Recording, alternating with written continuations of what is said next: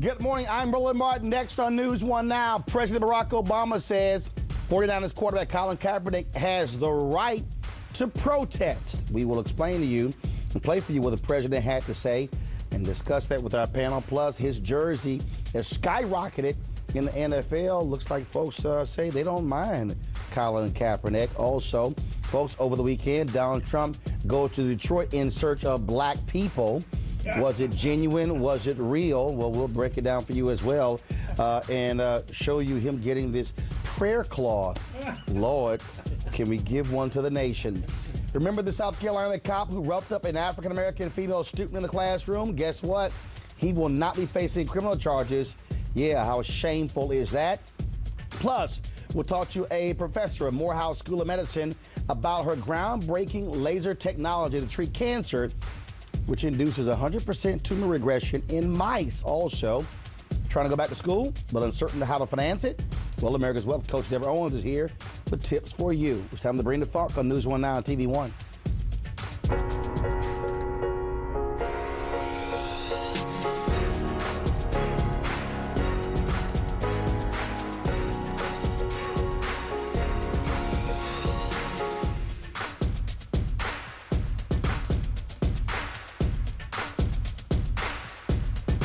Teams has to weigh in about Colin Kaepernick's decision to sit during the national anthem. He has been doing this for all of preseason as he plays quarterback for the San Francisco 49ers. Well, now President Barack Obama has weighed in. He was attending the G20 Economic Summit where he held a news conference in China, was asked about the protests. Here's what the president had to say. I haven't been thinking about football while I've been over here. And I haven't been following this closely, but my understanding at least is that he's exercising his constitutional right to make a statement. I think there's a long history of sports figures doing so. I think there are a lot of ways you can do it. As a general matter, when it comes to the flag and the national anthem and the meaning that holds for our men and women in uniform and those who fought for us, that is a tough thing for them to get past, to then hear what his deeper concerns are. But I don't doubt his sincerity based on what I've heard. I think he cares about some real, legitimate issues that have to be talked about.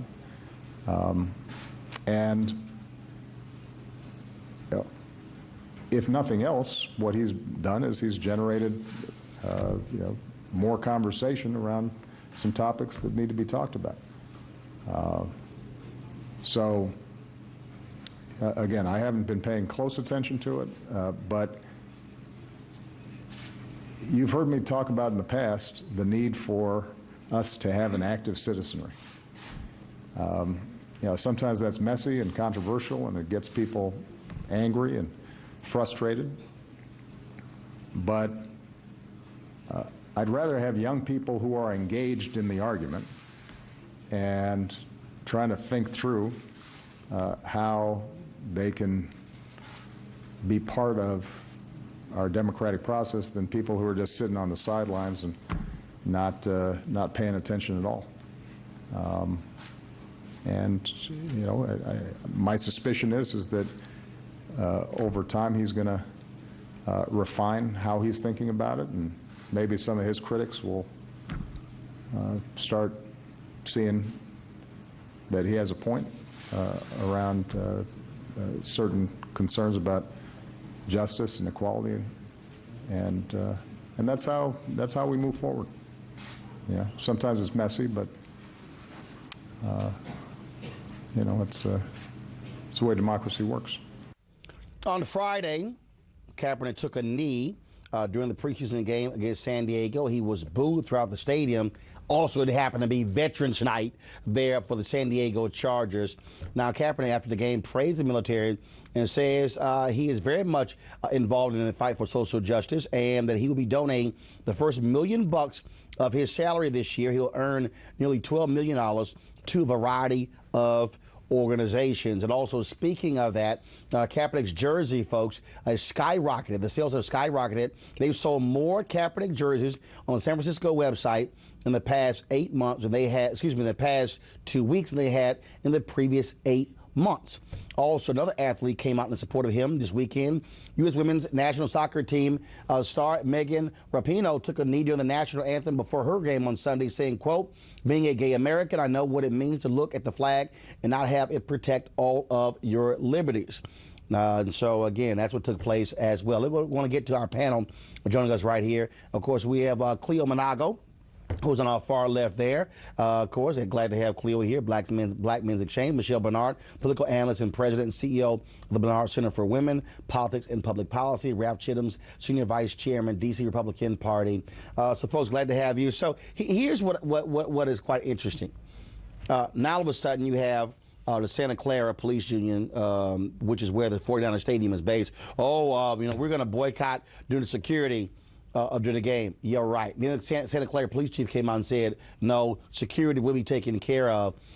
This is what I find to be interesting. That police union, I don't recall seeing them send a statement out about the racist text messages being sent back and forth by the San Francisco Police Department. I don't recall them sending out any kind of statement when 12 Oakland police officers are now under investigation, and they had 3 interim police chiefs in a span of 2 weeks because of allegations of having sex with an underage prostitute. So it's amazing how, they're just so bothered by Colin Kaepernick for a silent protest, but they are so silent when their own folks carrying the badge do terrible, bad things. Well, the same thing happened with Beyonce, didn't it? The police department said that they were not going to support her because of her views. Mm-hmm. What's interesting, real quickly, is that it was interesting watching Obama talk about this event without mentioning police brutality and not being clear about what he was talking about and referring to it in these abstract ways. Politicians amaze me. But I think that we are clear on that the police departments who are against him are being racist. Mm-hmm. The issues that you raised, Roland, were not racism-based. They were based on other issues that these people feel like are relevant compared to their power to oppress black people and to abuse black men, particularly in terms of police brutality. So there's a bias here that's anti-black. But what I also want to say is that I hope that Obama's support of Colin and Colin's attitude inspires other black people who are in NFL to step up. No, in fact, another player with Seattle Seahawks, he has set out last couple of games. He said he would do so throughout the season as well. Over the week, actually, I saw a video over the weekend. There were 5 elementary school students at a particular school who also took a knee during the national anthem as well. And so you throw in the soccer star as well. The bottom line is folks are recognizing that he is making a point that is critically important, and he's not some guy who is clueless on these issues. Yes, but if you look at social media and the comments, the negative comments that are made about Kaepernick, one of the things that I shouldn't say is so surprising, but actually so disgusting to me, is the vitriol and the statements being made by people that are sort of like, how dare you? You make so much money in the NFL. This is not a problem. You shouldn't be speaking out on this. Take your money, be happy, and this is so unpatriotic. And we live in a country where you are able to speak your mind, and if you're white, not get shot because you've done it. I mean, there's no question that what Kaepernick is doing is well within his constitutional rights. He has the right to stand, sit, kneel, not even come out of the locker room for the national anthem. And one thing that I give the president credit for is he admitted that democracy can be messy, because simply because someone has a different opinion, I have to be willing, if I'm going to be a true American, to let that person articulate that opinion, even though I'm going to argue at my loudest against that opinion. And we've gotten to a point in this country where we don't value dissenting opinions, we demand agreement and uniformity. No, we don't value dissenting opinions that come from black men.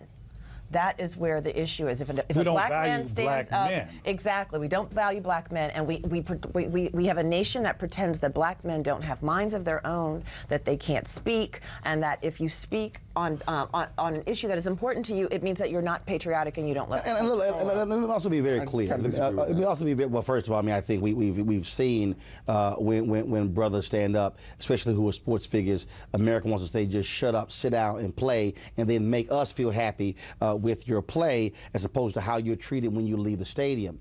But also, there are people out there who are suggesting that, well, Colin Kaepernick, he's one of these uninformed guys. Folks, let me tell you this here. I talked to Colin Kaepernick this weekend. He and I had a very long conversation. He is very astute on these issues. He's very clear as to what he is doing and why he is doing it. And I think, Cleo, last comment here, that's what's ticking folks off, that he has articulated what the issue is, but America never wants to discuss the why of the protest. They only want to discuss the protest. Yeah, and I haven't spoken to him, but I saw his press conference. He's very much informed. He's not making a knee-jerk decision. He is informed. He's protesting injustice. But like I said before, I hope that some of his other peers get some balls, not the ones they throwing around the court, but the ones that God gave them, including people like LeBron James and other people, because it's interesting to me that Jesse Williams and Kaepernick are the poster children for justice fighting these days. And they were raised by white parents. And there's an issue there, I think. I think one group has audacity for some reason, and one group is terrified and silenced for a reason. And that's an issue here that I think we need to open up. Speaking of issues, they also have a right not to protest. Of course. To stand for the flag. That's fine. And to imply that by doing so they don't have cojones or they don't have balls, I think is doing them a disservice. Well, actually, what you do have a lot of athletes, though, who have been greatly impacted by police action, especially when those brothers have gone to South Beach for so many years. And then I know of several athletes who were arrested, slammed up against cars. They set them on the sidewalk, then later released, and because they were stopped for driving expensive cars. So you might make $5, $10, $20 million a year, but in the eyes of a lot of cops, you're nothing but a brother from the hood, and that's how a lot of them see it. Folks, speaking of another transgression, North Carolina, they have one of the most ridiculous voter suppression laws in the country. Now, the Supreme Court recently ruled that the state's voter ID law plus other efforts to suppress the vote will not go into effect in this year's general election. But folks, what's amazing, it's amazing when you actually go through and realize how North Carolina, the extent that they went to try to strip black folks of the right to vote. It was stunning. Eon Millhiser is a justice editor for Think Progress, and he laid it out in a particular piece as well. He joins us right now via Skype. And Ian, I saw your piece, and I've been reading this story here, and I've been calling out Reince Priebus, chair of the Republican National Committee. This was blatant racism on the part of Republicans in North Carolina. They literally asked for data. How many blacks voted during the first week of early voting because they wanted to cut the early voting locations? Yep, that's exactly right. I mean, this is the sort of law that we really haven't seen since Jim Crow. It's a comprehensive voter suppression law. It includes many of the kinds of voter suppression provisions that we've seen in other states. But one of the things that makes this law unique beyond the sheer scope of it is the way that they designed it is, like you said, they gathered data on racial voting patterns. They looked at how black people tend to vote in North Carolina. They looked at how white people tend to vote in North Carolina. And then they specifically designed the law to increase its impact on black voters and to reduce its impact on white voters. So they found, for example, that black voters tend to like to vote during the week before the first week of early voting. So they cut that. They found that black voters particularly are likely to vote during Sundays because they're often souls to the polls efforts where voters go from the church straight to the polls. And so they made sure to cut a Sunday out of there. And even after the court ordered them to put those days back, the executive director of the state Republican Party and various county officials are doing everything in their power to make sure that as few of those days will be restored, that Sunday won't be restored, that it will be hard to vote early. Because, again, they've made very clear that the purpose of this law is to keep black people from the polls. And Ian, and as you break out, I mean, the headline on your piece was North Carolina's monster voter suppression law could swing the election. I mean, look, Obama wins North Carolina by 14,100 votes in 2008, loses in 2012. Right. I mean, Republicans, and what's stunning to me, North Carolina achieved its highest voter turnout in the last 2 elections. You would think folks would be ecstatic that Americans will be exercising their right to vote. North Carolina Republicans said, oh, no, we got to slow this black train down. Right. I mean, what's going on here is that there's a correlation between race and party in North Carolina. You know, if you are black, you are overwhelmingly likely to prefer Democrats to Republicans. If you are white, you're much more likely to be a Republican. And so they figured out essentially that they could use race as a proxy. They know that if they find ways to target black people, if they find ways to target black neighborhoods and make it harder to vote, then it's going to be more likely that Republican candidates are going to win in each election. So, you know, in some sense, it's different than what happened in Jim Crow, in that if there were black voters that they knew were going to vote Republican, they'd be happy to have those folks show up at the polls too. But so long as they think that they can use race as a proxy for party, they're happy to do everything they can to keep black people from voting. Ian, we surely appreciate it. Thank you so very much for joining us. Thank you. Quickly with our panel here, Ralph, I'll go with you. And we've talked about this here. And again, I'm just trying to understand, will black Republicans call out what's happening in North Carolina? Will they literally be a news conference calling on the party to condemn these actions? I mean, they were specific in saying, bring us the black voter data. And they positioned this law based upon that data.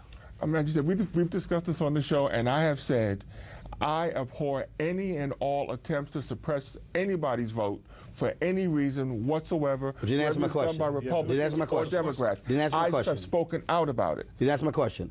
Will black Republicans as a group of African Americans, hold a news conference to specifically call this out and demand that the Republican National Committee also call out North Carolina Republicans? You're asking me, are the black? I don't speak for all black Republicans. I can say I speak out. I speak for myself, and I abhor this. But this is wrong. But you know other black Republicans, right? Of course, I know white Republicans. Have many of you, have y'all had a discussion about this, saying, hey, we need to stand together as a group and call this out? We have discussions about lots of things. Okay, I'm asking. This is one of them. Okay, and so have y'all had that discussion about saying we need to stand together and publicly call this out? I have not had a discussion about calling a press conference.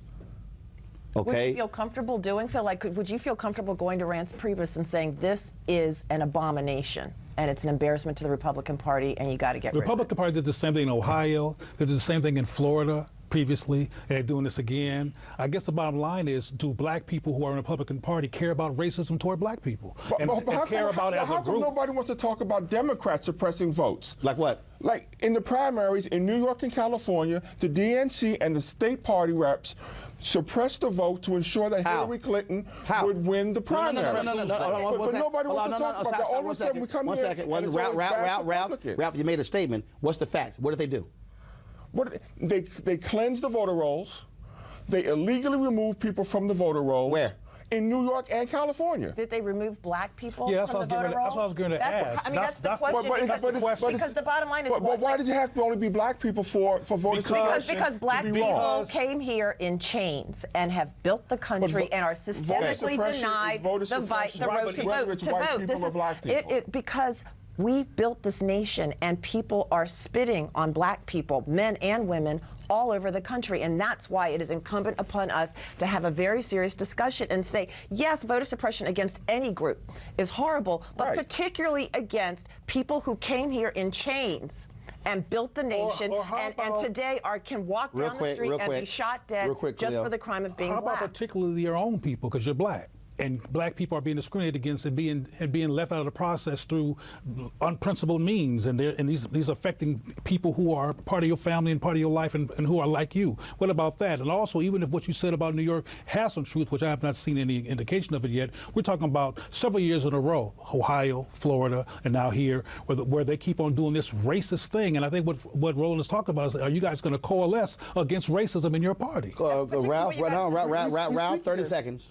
No, we speak against racism. I can actually tell you, inside of the DC Republican Party, I have very few friends because I speak up and speak out on issues because I have a forum inside that organization. I have a title, I have a position of power. And inside my sphere of influence, I can tell you I speak up and have no problem calling foolishness when I see it. Gotta go to a break, but I'll say this here.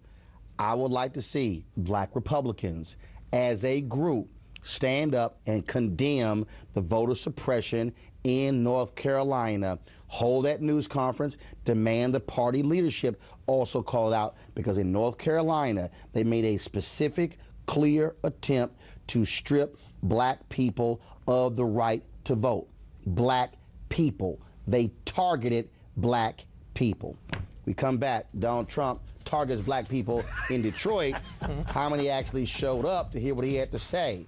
We'll break that down. Plus, black millennials, do they have a problem with Hillary Clinton? A new poll suggests they do. All of that next. News 1 now on TV1.